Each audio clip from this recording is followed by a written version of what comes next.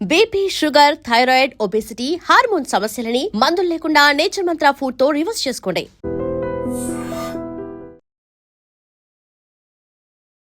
Operation Sindoor జరిగి almost 9 నెలలు గడిచినప్పటికీ ఆ యుద్ధానికి సంబంధించి సరికొత్త ప్రశ్నలు, అనుమానాలు, అభిప్రాయాలు ప్రతిరోజు కనిపిస్తూనే ఉన్నాయి.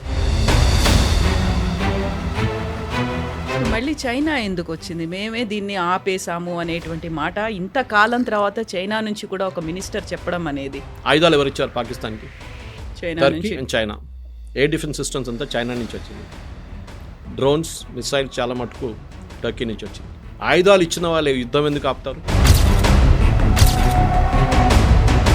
చైనా రోల్ దీంట్లో అర్థం కావట్లేదు. ఎందుకంటే ఇప్పుడు అందరికీ దీంట్లో క్రెడిట్ క్లెయిమ్ చేయాల్సి వస్తుంది. ఇప్పుడు ఒకసారి Chinese government and US government కూర్చొని డిసైడ్ చేయండి, మేము క్రెడిట్ క్లెయిమ్ చేయాలా, మీరు క్రెడిట్ క్లెయిమ్ చేస్తారు. కాకపోతే మనది యుద్ధ విమానాలు కూలిపోయాయి, లేకుంటే మనకి ఇంత నష్టం జరిగింది, మనకున్నటువంటి ఫెసిలిటీస్ ఇంత డ్యామేజ్ అయ్యాయి, వీటన్నిటికీ సంబంధించి బోల్డ్ అన్ని లెక్కలైతే వినిపిస్తున్నాయి. కాబట్టి అఫీషియల్గా త్రివిధ దళాల నుంచో గవర్నమెంట్ దగ్గర నుంచో ఇప్పటిదాకా రాలేదు కదా. హీట్ సీకింగ్ అక్కడికి వెళ్ళిందనమాట. కానీ నెక్స్ట్ టైం మనం అది యూజ్ చేయలేము, because we already expose the technology. ఇప్పుడు రాహుల్ గాంధీకి కానీ మిగతా వాళ్ళకి ఏం కావాలంటే మన ఎన్ని ఎయిర్క్రాఫ్ట్ పోయిందంటే then there is a count. కానీ రఫేల్ చాలా క్లియర్గా చెప్పారు, Dassault aviation not a single aircraft is lost. ఎందుకంటే మాకు తెలుసు. ఇదే రాహుల్ గాంధీ ఒక స్టేట్మెంట్ ఇచ్చారు, మీకు గుర్తుంటుంది, supreme court pulled him up for that. మన ఆర్మీ వాళ్ళని చైనీస్ ఆర్మీ వాళ్ళు వచ్చి తరిమి కొట్టారు అని చెప్పి. సో సుప్రీంకోర్టు ఆస్క్డ్ హిమ్, మీరు ఉన్నారా అక్కడ అని అడిగారు.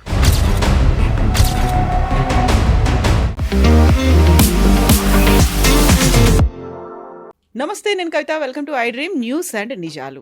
ఆపరేషన్ సింధూర్ జరిగి ఆల్మోస్ట్ 9 నెలలు గడిచినప్పటికీ ఆ యుద్ధానికి సంబంధించి సరికొత్త ప్రశ్నలు, అనుమానాలు, అభిప్రాయాలు ప్రతిరోజు కనిపిస్తూనే ఉన్నాయి. తాజాగా రక్షణ శాఖ మంత్రి రాజ్నాథ్ సింగ్ రాముడి ఆదర్శాలే ధర్మం కోసం పనిచేసేలా ఆపరేషన్ సింధూర్లో మాకు ఉపయోగపడ్డాయి అని చెప్తే, అటువైపు పాకిస్తాన్ నుంచి కూడా అల్లా మాకు తోడుగా ఉన్నాడు అనేటువంటి మాట వినిపించింది. At the same time operation సింధూర్ని ఆపింది మేమే అనేది డొనాల్డ్ ట్రంప్ అంటే, ఇప్పుడు సరికొత్తగా చైనాకు చెందినటువంటి ఒక మంత్రి కూడా మేమే ఇంటర్వ్యూన్ అయ్యాము, యుద్ధాన్ని ఆపాము అనే మాట. యాక్చువల్గా ఆపరేషన్ సింధూర్కి సంబంధించి ఇన్ని క్వశ్చన్ మార్క్స్, ఇన్ని డిఫరెంట్ ఒపీనియన్స్ ఎందుకని వినిపిస్తున్నాయి? మనతో పాటుగా ఉన్నారు సీనియర్ జర్నలిస్ట్ సురేష్ కొచ్చతిల్ గారు. సార్ నమస్తే. సో ఆపరేషన్ సింధు 2025 మేలో జరిగింది. బట్ అప్పటి నుంచి కూడా ఈ ప్రెసిషన్ స్ట్రైక్కి సంబంధించి ఒక క్లారిటీ లేదు, బోల్డ్ అన్ని డౌట్స్ ఉన్నాయి, వాటికి సంబంధించి ఆన్సర్స్ రాలేదు అని అది ప్రతిపక్షాలు అంటున్నాయి, విభిన్న దేశాలు చెప్తున్నాయి, మధ్యలో అమెరికా ఉంది, ఆ తర్వాత ఇప్పుడు చైనా కూడా వచ్చింది. ఏం జరిగింది, ఎందుకని ఆన్సర్స్ రావట్లేదు? మొహమ్మద్ యూనిస్ ఇంకా అని చెప్పలేదు కదా, ఆయన అక్కడి నుంచి బంగ్లాదేశ్ నుంచి రాలేదు ఇప్పటిదాకా. ఆయన కూడా చెప్పాలి నేనే ఆపారని చెప్పేసి. ఎందుకంటే ఆయన ఒకటి మిగిలిపోయారు, ఇంకెవరైనా ఉంటే వాళ్ళు కూడా యాడ్ చేసుకోవచ్చు. మనం తమాషా అయిపోయింది ఇది ఒకటి. ఎందుకంటే యుద్ధం జరిగింది 4 రోజులకే. ఆయుధాలు ఎవరు ఇచ్చారు? టర్కీ ఇచ్చారు, చైనా ఇచ్చారు. ఆయుధాలు ఇచ్చి కొట్లాడిపించి మేమే మళ్ళీ ఆపామంటే మళ్ళీ అర్థం కావట్లేదు, లాజిక్ అర్థం కావట్లేదు. ఎందుకు అందరికీ ఇది వార్ని క్రెడిట్ తీసుకోవడం అర్థం కావట్లేదు. ఎందుకంటే అక్కడ రష్యా యుక్రెయిన్ కొట్టుకుంటున్నారు, చైనా వెళ్ళి అక్కడ కొంచెం అడ్వైస్ ఇవ్వచ్చు కదా, మీరు ఆపేసండి. మోదీ గారు చెప్పారు war is not the solution అని చెప్పారు దానికి. కానీ చైనా కూడా ఏమనట్లేదు అక్కడ. ఇది ప్రాబ్లం అన్నమాట. క్రెడిట్ తీసుకోవడానికి మన దగ్గర చాలామంది ఉంటారు. ఎందుకంటే ఏదైనా ఇన్సిడెంట్ అయిపోయిన తర్వాత అడ్వైస్ చేయడానికి కూడా చాలామంది ఉంటారు. ఇంగ్లీష్లో అంటారు hindsight is an advance science. అంటే అంతా అయిపోయిన తర్వాత నువ్వు ఇట్లా చేస్తే బాగుంటుండే అని చెప్పడానికి చాలామంది ఉంటారు. దానికన్నా ముందు చెప్పరేవాడు, ఎందుకంటే they are not experts in that. ఇది కూడా అంతే. ఆపరేషన్ సింధూర్ జరిగింది మేమే ఆపామని, మా వైపు నుంచి జరిగిన ఎఫర్ట్స్తోని వార్ ఆగిందని ఎవరు చెప్పారండి? మనం చెప్పాము. సీక్వెన్స్ ఆఫ్ ఈవెంట్స్ చూసుకుంటే చాలా క్లియర్గా తెలిసిపోతుంది. అది జరిగింది పాకిస్తాన్ వైపు నుంచి. డీజీఎంఓ మనకు కాల్ చేశారు, let us set the context correct. వాళ్ళ director general of military operations, మన director general of military operation lieutenant general విగ్ని ఫోన్ చేసి అడిగారు, మేము ఇట్లా సీజ్ ఫైర్ కావాలంటే. జనరల్ విగ్ said I cannot take a decision, ఇది పొలిటికల్ డెసిషన్, నేను I will convey right to the top అని చెప్పి it went right up to the top. మనకు అందరికి తెలిసింది ఏం జరిగిందని. దాని తర్వాత మోదీ గవర్నమెంట్కి వెళ్ళి ఉంటుంది, క్యాబినెట్ మీటింగ్ జరిగి ఉంటుంది, దాని తర్వాత ఆర్మీకి కన్వే చేసి ఉంటారు, okay accept the cease fire అని. ఇప్పుడు ఎవరు ఫోన్ చేశారు first, that should be the first meaning అన్నమాట. ఇది మనం అర్థం చేసుకోవాలి. ఇది కాకుండా నెక్స్ట్ స్టెప్ ఏంటి? యుద్ధం ఆపామంటున్నారు కదా వీళ్ళు. ఎవరు ఆపారు? ట్రంప్ అంటున్నారు, నేను ఆపా అంటున్నారు. ట్రంప్ క్యాబినెట్ నుంచి ఒక అవార్డు ఇచ్చింది ఎవరికి? ట్రంప్ క్యాబినెట్ నుంచి వీళ్ళు ఇచ్చింది ఒక మెడల్ ఇచ్చారు మొన్న. ఐ ఫర్గెట్ హిస్ నేమ్, మన ఇండియన్ గాయ్. ట్రంప్ క్యాబినెట్లో ఉన్న ఆయన అనమాట. వాళ్ళ క్యాబినెట్ కాదు, వాళ్ళ వైట్ హౌస్లో ఉన్న ఒక ఆయనకి అవార్డు ఇచ్చింది for stopping the Indo Pakistan war. పాపం ట్రంప్ నోబెల్ ప్రైజ్ కావాలన్నారు కదా, ప్రైజ్ వస్తుంది అనుకున్నారు కదా. ఇప్పుడు ఆయనకి ఇస్తే మళ్ళీ ట్రంప్కి ఎట్లా ఇస్తారు? అది ప్రాబ్లం అయిపోతుంది. ఇది ఎట్లయిపోయిందంటే ఈ వార్ ఆపడానికి చాలామందికి ఎక్సైట్మెంట్ ఉండే అనుకుంటాను. ఇది 10 రోజులు ఇంకా జరిగితే దాంట్లో 100 మంది చనిపోతే అప్పుడు ఎవరు అంటారు మాటలు? అప్పుడు ఎవరు రెస్పాన్సిబిలిటీ తీసుకుంటారు దాన్ని? యుద్ధం ఆపడానికి మోదీ గారు ఆ రోజు నేను చెప్పినట్టు పొలిటికల్ డెసిషన్ తీసుకున్నారు. చాలామంది కోపం వచ్చింది దాంట్లో. మన వాళ్ళు కూడా చాలామంది అడిగారు, ఎందుకు ఆపారు మోదీ గారు? లాహోర్కి వెళ్ళొచ్చు కదా, కరాచీ పట్టుకోవచ్చు కదా. మన దగ్గర ప్రాబ్లం ఏంటంటే ఆర్మ్ చైర్ ఎక్స్పర్ట్స్ చాలామంది ఉన్నారు. మనం ఎప్పుడు అందరికి అడ్వైజ్ చేయడానికి చాలా ఎక్స్పర్ట్స్. మనం సోషల్ మీడియాలో యుద్ధాలు ఎట్లా నడిపించాలి, మనం మహేందర్ సింగ్ ధోనికి IPL 20, T20 చూసుకుంటే బ్యాటింగ్ ఎట్లా చేయాలని చెప్పి ఇంట్లో కూర్చొని చెప్తాం మనం వాళ్ళకి, టీవీ చూసుకుంటే. ఇది మనకున్న కెపాసిటీ. ఇది అక్కడ గ్రౌండ్లో వెళ్ళి ఆడమని చెప్పండి, అది ఇంకో గేమ్ ఉంటుంది. సో ఈ పర్టికులర్ యుద్ధంలో కూడా కవిత గారు ఒకటి, రాజ్నాథ్ సింగ్ గారి స్టేట్మెంట్ ఒకటి, అదొక మోర్ ఫిలాసాఫికల్ నోట్లో చెప్పారు. అంటే రాముడి ఐడియల్స్ ఏంటి, ఆయన ధర్మాని కోసం ఫైట్ చేసినప్పుడు ఏం చేశారు, ధర్మానికి చేసినప్పుడు ఏం చేశారు, పీస్ కావాలన్నప్పుడు పీస్ తీసుకున్నారు, ఎప్పుడు కోపం వచ్చి ఆయనకి యుద్ధం చేయాలనుకున్నప్పుడు యుద్ధం కూడా చేయించారండి. అది same thing we see in Mahabharata also. Lord Krishna అర్జునాకి ఇచ్చిన అడ్వైస్ అదే కదా. ఇక్కడ అన్న లేడు, తమ్ముడు లేడు, ఎవరు లేడు, if you see injustice you have to fight, అంతే, సింపుల్ యాజ్ దట్. ఇప్పుడు ఆపరేషన్ సింధూర్లో కూడా కవిత గారు ద ఎంటైర్ థియరీ, ఎందుకంటే మన ఆబ్జెక్టివ్ ఏముండే, ఫస్ట్ ఒక వార్ ఉన్నప్పుడు ఒక ఆబ్జెక్టివ్ ఉంటుంది, ఆ ఒపోనెంట్ని డిఫీట్ చేయాలి. చెస్ గేమ్ ఆడుతున్నప్పుడు కూడా అంతే కదా, క్రికెట్ ఆడుతున్నప్పుడు కూడా అంతే, ఆబ్జెక్టివ్ ఉంటుంది.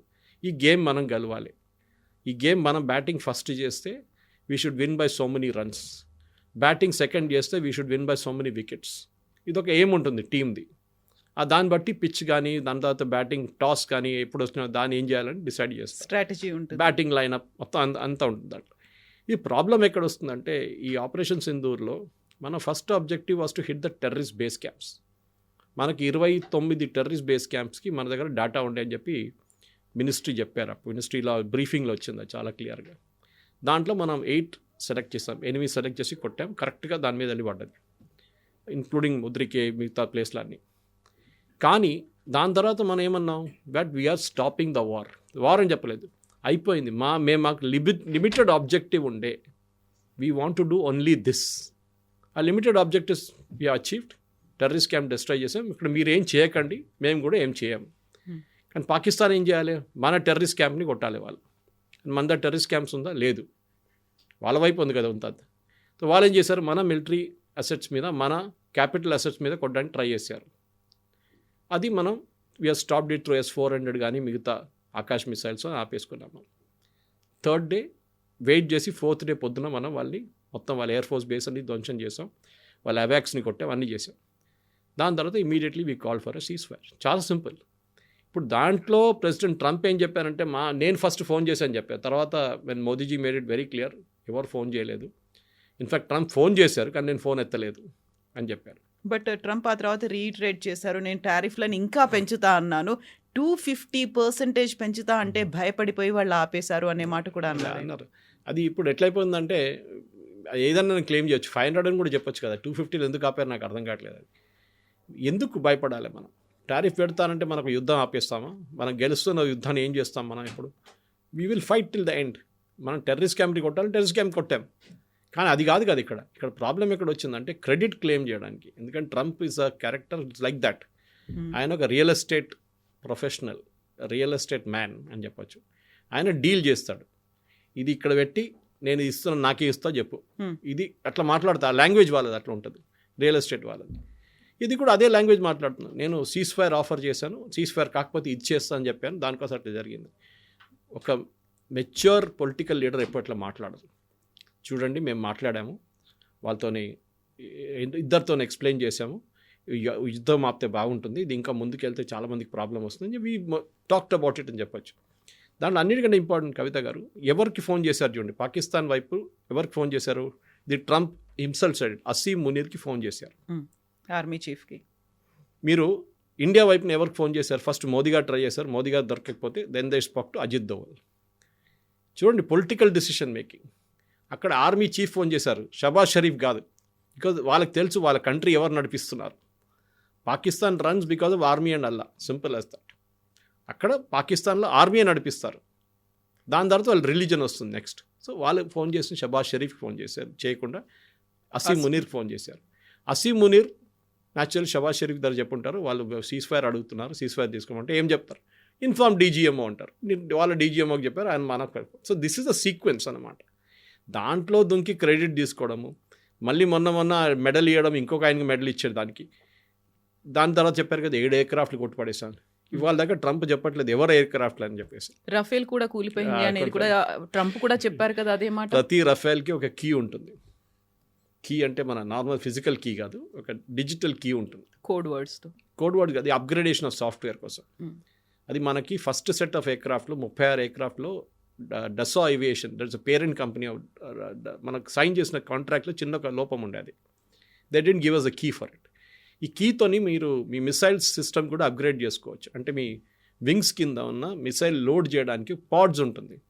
అది ఒక స్టాండర్డ్ పాడ్ ఉంటుంది, ఇంత లెంగ్త్ ఇంత విడ్త్ దాంట్లో పెట్టుకోవచ్చు, దాని కింద ఇంత వెయిట్ దాకా తీసుకుంటుందని.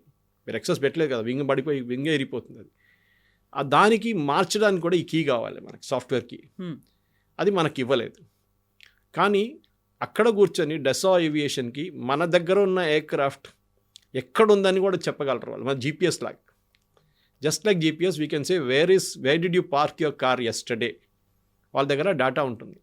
సో డసా క్లియర్గా చెప్పారు, 1 ఎయిర్క్రాఫ్ట్ హ్యాడ్ అన్ ఇష్యూ. ఒక ఎయిర్క్రాఫ్ట్కి 19,000 ఫీట్లో ఒక ఇష్యూ ఉండే, దించి కిందకి తీసుకొచ్చారు, దాన్ని రిపేర్ చేసి second day they all flew. This is exactly air marshal Bharti చెప్పారు ప్రెస్ కాన్ఫరెన్స్లో ఆ రోజు.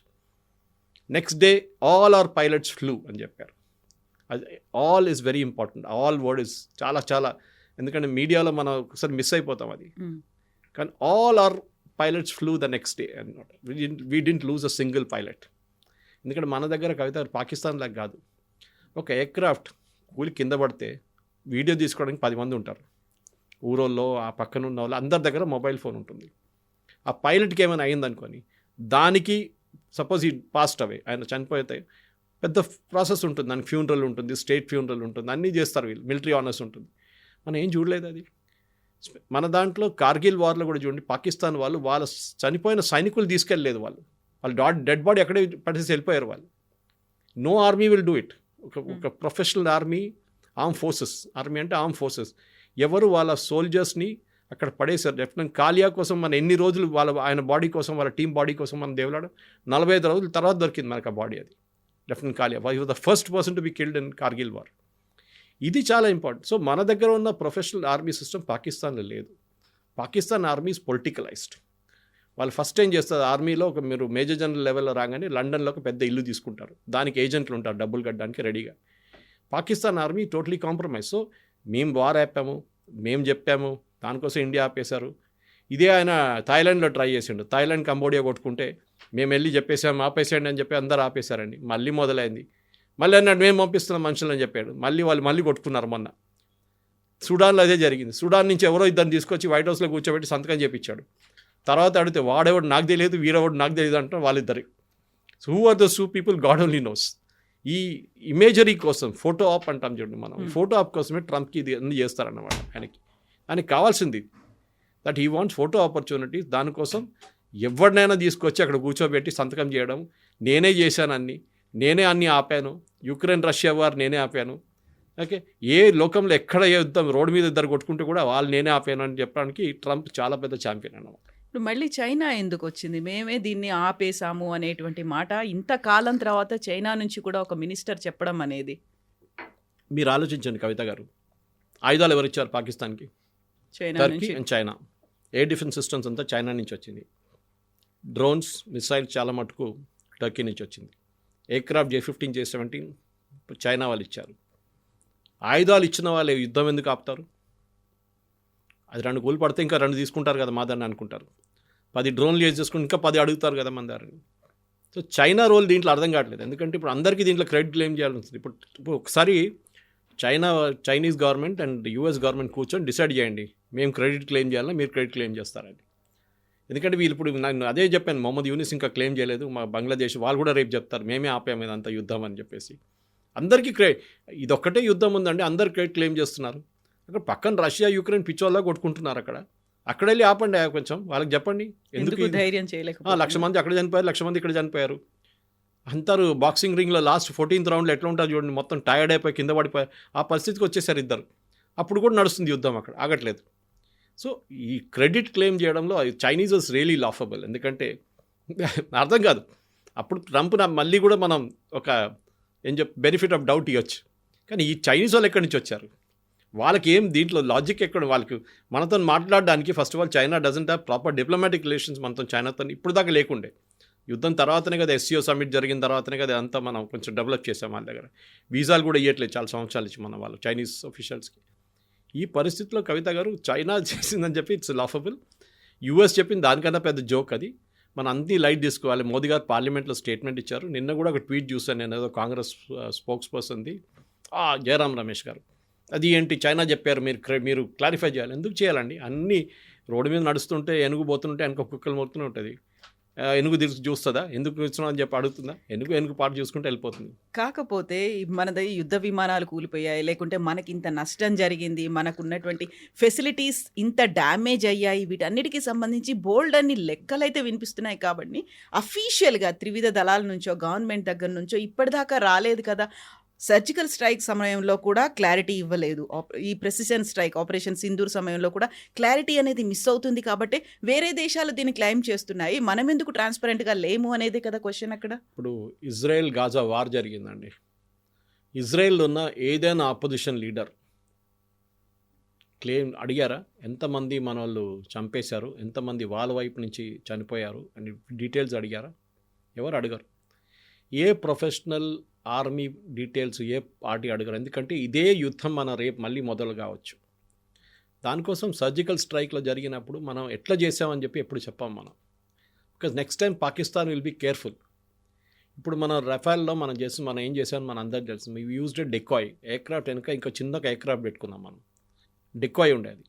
పాకిస్తాన్ పంపించిన మిసైల్స్ అంతా దీని వైపు వెళ్ళింది, ఎందుకంటే హీట్ సీకింగ్ మిసైల్ ఉంటుంది. హీట్ ఎక్కడుందో అక్కడికి వెళ్తుంది. సో ఈ హీట్ ఇంజిన్కి ఉంది, మెయిన్ రఫైల్ ఇంజిన్కి ఉంది, దీనికి కూడా ఒక చిన్న హీట్ సీకింగ్ అక్కడికి వెళ్ళింది అనమాట. అది కానీ నెక్స్ట్ టైం మనం అది యూజ్ చేయలేము, because we already expose the technology. ఇప్పుడు రాహుల్ గాంధీకి కానీ మిగతా వాళ్ళకి ఏం కావాలంటే మన ఎన్ని ఎయిర్క్రాఫ్ట్ పోయిందంటే then there is a count. కానీ రఫైల్ చాలా క్లియర్గా చెప్పారు, Dassault aviation not a single aircraft is lost. ఎందుకంటే మాకు తెలుసు ఒక ఎయిర్క్రాఫ్ట్ పడిపోతే కూడా మా కీ డియాక్టివేట్ అయిపోతుంది. ఎక్కడ ఏం కాలేదు, వాళ్ళ ఎయిర్క్రాఫ్ట్ అంతా బాగానే ఉంది, ఒక ఎయిర్క్రాఫ్ట్కి ప్రాబ్లం ఉండే నేను ముందు చెప్పినట్లు. అది కాకుండా పాకిస్తాన్ అంటున్నారు మా సర్గోదా బేస్ హిట్ చేశాను, వాళ్ళ ప్రధానమంత్రి అన్నారు, వాళ్ళ ఫారెన్ మినిస్టర్ మొన్న అన్నారు దట్ మాకు మొత్తం అవాక్స్ 2 పోయినాయి మాదంట. ఎయిర్ బోల్డింగ్ వార్నింగ్ సిస్టమ్ ఎయిర్క్రాఫ్ట్, పెద్ద ఎయిర్క్రాఫ్ట్ అది 30,000 35,000 ఫీట్ల ఫ్లై అవుతుంది. అది మాకు బేస్లో పెట్టాము, రిపేర్ కోసం వచ్చింది, అది పోయింది. దాంతోపాటు వాళ్ళు రిపేర్ చేశారు, రన్వే రిపేర్ చేశారు వాళ్ళు. ఇది అన్నీ చేసింది. అది కాకుండా ముద్రికేలో మనం కొట్టింది వాళ్ళే అక్నాలెడ్జ్ చేశారు, మొత్తం ఫ్యామిలీ పోయిందని చెప్పి మసూద్ అజార్ అన్నారు. కానీ మన వాళ్ళు కాదు, యాక్సెప్ట్ చేయరు. సర్జికల్ స్ట్రైక్లో ప్రూఫ్ అడిగారు, ఎవరైనా అడుగుతారండి? ఎందుకు మరి బాలాకోట్లో స్ట్రైక్ జరిగినప్పుడు కొన్ని చెట్లు కొట్టేశారని చెప్పి రాహుల్ గాంధీ, అరవింద్ కేజ్రీవాల్ స్టేట్మెంట్ ఇచ్చారు. ఎట్లాంటి బాంబ్ యూజ్ చేశాము? Bunker buster bomb. అదే బాంబ్ హెజ్బుల్లా చీఫ్ నస్రుల్లా వ్యతిరేకంగా వాడారు ఇజ్రాయెల్. 4-5 ఫ్లోర్లు డ్రిల్ చేసుకుంటే లోపల వెళ్ళి కొడుతుంది ఆ బాంబ్. అది బయట నుంచి బిల్డింగ్ అట్లనే ఉంటుంది చూడ్డానికి, లోపల వెళ్ళి ఇంప్లోడ్ అవుతుంది అది. And we use the same bomb, striker bomb in Balakot. Proof కావాలంటే అంటే అక్కడ వెళ్ళి వీడియోలు తీసుకొని రాహుల్ గాంధీ గారి కోసం తీసుకొచ్చి మళ్ళీ ఇక్కడ చూపించాలండి.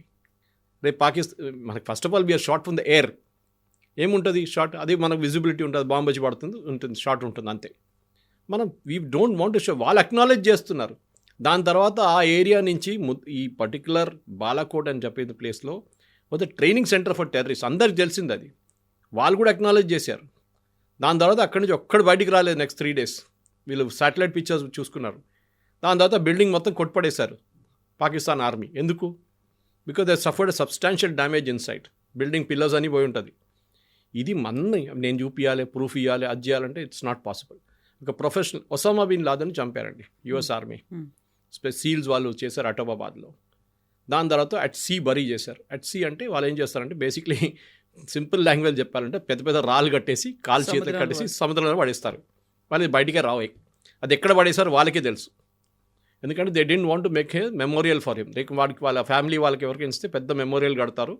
మన కాశ్మీర్లో ముందు చేస్తుండే టెర్రరిస్ట్ బాడీస్ తీసుకెళ్ళి పెద్ద మెమోరియల్ కట్టుకున్నారు వాళ్ళు. తర్వాత ఇప్పుడున్న గవర్నమెంట్ అది ఇవ్వట్లేదు. వాళ్ళు అక్కడే ఎక్కడుందో అక్కడే వాళ్ళు ఫినిష్ చేసేస్తున్నారు బాడీని. ఇదే పరిస్థితి. సో ఒసామా బిన్ లాడెన్ చేసినప్పుడు ఆ యుఎస్ కాంగ్రెస్లో లేకుంటే యుఎస్ ఆపోజిషన్, అప్పుడు ఒబామా వాజ్ ద ప్రెసిడెంట్, ఈ రిపబ్లికన్ వాళ్ళు ఎవరైనా అడిగారండి ఎక్కడ చేశారు, ఎందుకు చేశారు అనేది? Nobody asked. మీ ఆర్మీ చేసినప్పుడు మీకు అడగడానికి అర్హత లేదు. They are a professional outfit. వాళ్ళని డౌట్ చేయకండి. ఇదే రాహుల్ గాంధీ ఒక స్టేట్మెంట్ ఇచ్చారు, మీకు గుర్తుంటుంది. Supreme court pulled him up for that.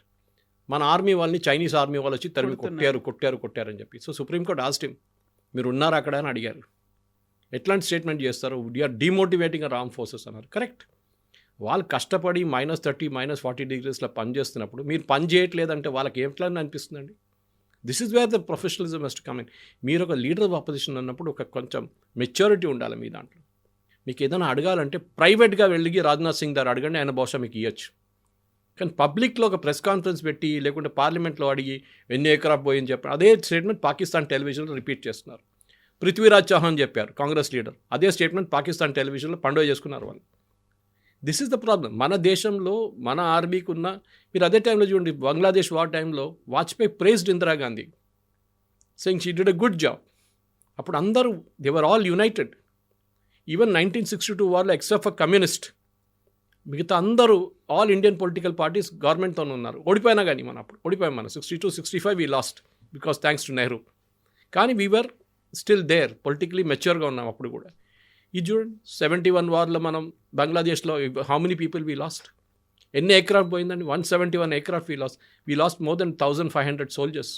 IPKF operation, Indian piece keeping force అని చెప్పి శ్రీలంకకు పంపించిన ఆపరేషన్లో రాజీవ్ గాంధీ టైంలో 3400 మంది చనిపోయారు. దాంట్లో 300 మంది సికింద్రాబాద్ నుంచి, బొలారం ఏరియా నుంచి ఆర్మీ వాళ్ళు యూనిట్. అడిగామా మన అప్పుడు ఎందుకు జరిగింది ఏంటది? నో, అది that was the reason. Political decision తీసుకున్నారు ఆ టైంలో. That's a period. అది కరెక్టా తప్ప అనేది then we can decide that later. కానీ ఆపరేషన్ సింధూర్ టైంలో ప్రొఫెషనల్గా మోదీ గారు టైం ఇచ్చారు. వాళ్ళు 14 రోజులు టైం తీసుకొని కరెక్ట్గా చేశారు and they finished it off. మనం వాళ్ళని క్రెడిట్ ఇవ్వాలి దానికి. అది కాకుండా ఎన్ని ఎయిర్క్రాఫ్ట్లు పోయినంటే you're questioning the competence of the pilots మీద ఉన్న పైలట్స్ ఆర్ థర్డ్ క్లాస్ అని చెప్తున్నారు మీరు, వేరే the pilots are top class. Israeli air force ఇన్ని బాంబింగ్ చేసిన గాజా మీద ఒక్క ప్రశ్న ఎక్కడి నుంచి రాలేదు. అరబ్ నేషన్స్ అడిగారు, అప్పుడప్పుడు యూఎస్ అడిగారు, కానీ ఇజ్రాయెల్ పట్టించుకోలేదు. We care. ఎందుకంటే వాళ్ళ ఆపోజిషన్ పార్టీ లీడర్స్ క్యాబినెట్లో ఉంటారు వార్ టైంలో. ఇప్పుడు కూడా ఉన్నారు వాళ్ళు, వార్ టైం క్యాబినెట్లో ఉన్నారు వాళ్ళు, లీడర్ ఆఫ్ ఆపోజిషన్ వాళ్ళు ఇట్లాంటి రాహుల్ గాంధీ చేసినట్టు స్టేట్మెంట్ ఇవ్వరు వాళ్ళు. They will praise. సరే, జరిగిన September 7 that attack was bad, కానీ దాని తర్వాత ఇప్పుడు మొసాడ్ చీఫ్ని సాక్ చేశారు, అదన్నీ జరిగింది ఇప్పుడు. But after the war is over, యుద్ధం అయిన తర్వాత యాక్షన్ తీసుకుంటారు. మన వైపు నుంచి కార్గిల్ జరిగినప్పుడు తప్పులు జరిగింది, ఇంటెలిజెన్స్ ఫెయిలియర్. నాకు అర్థం కాదు వీళ్ళకి ఇంటెలిజెన్స్ అంటే ఏంటని కూడా అర్థం కాదు వీళ్ళకి. మిలిటరీ ఇంటెలిజెన్స్లో ఏది హ్యూమన్ ఇంటెలిజెన్స్ ఏంటి, టెక్నికల్ ఇంటెలిజెన్స్ ఏంటి, అది ఎట్లా పనిచేస్తుంది, యాక్షనబుల్ ఇంటెలిజెన్స్ అని ఏముంటుంది, దీని ఏ ఐడియా లేని వాళ్ళు మాట్లాడతారు, ప్రెస్ కాన్ఫరెన్స్లు చేస్తారు. ఇది మన ట్రాజడీ కవిత గారు. ఒక్కొక్కసారి కోపం వస్తుంది. నేను రిటైర్ అయిన ఎయిర్ ఫోర్స్ ఆఫీషియల్స్, ఆర్మీ ఆఫీషియల్స్తో రెగ్యులర్లీ మాట్లాడుతుంటే మా ఏరియాలో చాలామంది ఉంటారు. వాళ్ళు అదే అంటారు, వీ ఫీలింగ్ అషేమ్డ్ దట్ ఇట్లాంటి క్వశ్చన్స్ అడుగుతున్నారు, ఏం చేయాలి, మేము రిటైర్డ్ వాళ్ళు మేమైనా ఆన్సర్ చేయవచ్చు కదా అంటున్నారు. కొంతమంది తీసుకొచ్చి స్టూడియోలో కూర్చోబెట్టాను నేను. కార్గిల్ టైంలో డెఫినెట్గా ముగ్గురిని లెఫ్టినెంట్ జనరల్ లెవెల్లో, ఒక మేజర్ జనరల్ లెవెల్లో తీసుకొచ్చి స్టూడియోలో కూర్చోబెట్టి మాట్లాడిపించాను నేను. They knew how to explain what happened there అనేది. అది చెప్పట్లేదు. అప్పుడు నచికేత ఫేస్ చేసిన సిచ్యువేషన్, ఆ తర్వాత అభినందన్ ఫేస్ చేసిన సిచ్యువేషన్ మన బాలాకోట్ టైంలో ఇదంతా జరిగింది కదా. అభినందన్ పట్టుకున్నాడు, ఇక్కడ పండుగ చేసుకున్నారు ఆపోజిషన్ పార్టీ, చూసుకొని పట్టుకున్నారు, మోదీ గారు అయిపోయింది. మోదీ గారు within 24 hours Abhinandan was back. తర్వాత పాకిస్తాన్ పార్లమెంట్లో చెప్పారు కదా that his legs was shaking అని చెప్పి, వాళ్ళ ఫారిన్ మినిస్టర్ది పార్లమెంట్లో మాట్లాడుతున్నప్పుడు. అదే కదా, అది మనం చేసాం మనం. బికాజ్ డెడ్ లైన్ ఇచ్చారు మోదీ గారు, 24 hours లోపల పంపించకపోతే అంతే సంగతి మీద అని చెప్పేసి. And US acknowledged it that all Indian missiles are pointing towards Pakistan అని. They knew the end result ఏమవుతుంది అనేది. సో మన ఆర్మీని మనం రెస్పెక్ట్ చేద్దాం కవిత గారు. ఈ చైనా వాళ్ళు క్లెయిమ్ చేసే కానీ, అంటే చైనీస్ని బిలీవ్ చేస్తున్నామా, యూఎస్ని బిలీవ్ చేస్తున్నాం, మన ఆర్మ్ ఫోర్సెస్ని బిలీవ్ చేస్తున్నాం. మన పొలిటికల్ ఎస్టాబ్లిష్మెంట్ దీని న్యూస్ ఇవ్వక్కర్లేదు.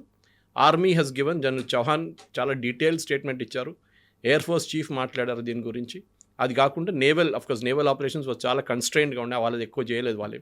వీళ్ళిద్దరు చాలా డీటెయిల్గా బ్రీఫింగ్ ఇచ్చారు, దానికన్నా ఎక్కువ మనం చెప్పక్కర్లేదు.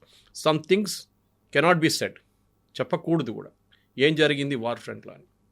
Yes, sir. Thank you so much. Thank you very much. Thank you. And for more videos, Please subscribe to iDream. Please subscribe to iDream. Please subscribe iDream. And please subscribe to iDream. For more videos, subscribe to iDream. please like, share and subscribe to the channel. Congratulations, iDream. Subscribe to iDream. Subscribe to iDream. So subscribe to iDream Media. iDream की iDream team अंदर की huge congratulations. Please subscribe iDream Media. Please subscribe to iDream. Subscribe iDream. Please subscribe to iDream. iDream అంటే నా కళల ఛానల్ను subscribe చేసుకున్న నోరు తిరుగుతలేదు, మీరైతే గంట గుర్తు కొట్టండి. For more such videos, please subscribe to iDream. Subscribe to iDream. Please subscribe to iDream. Please subscribe iDream Media. Please do subscribe to iDream. Please subscribe to iDream Media. For best entertainment and information, please subscribe iDream. And don't forget to subscribe to iDream.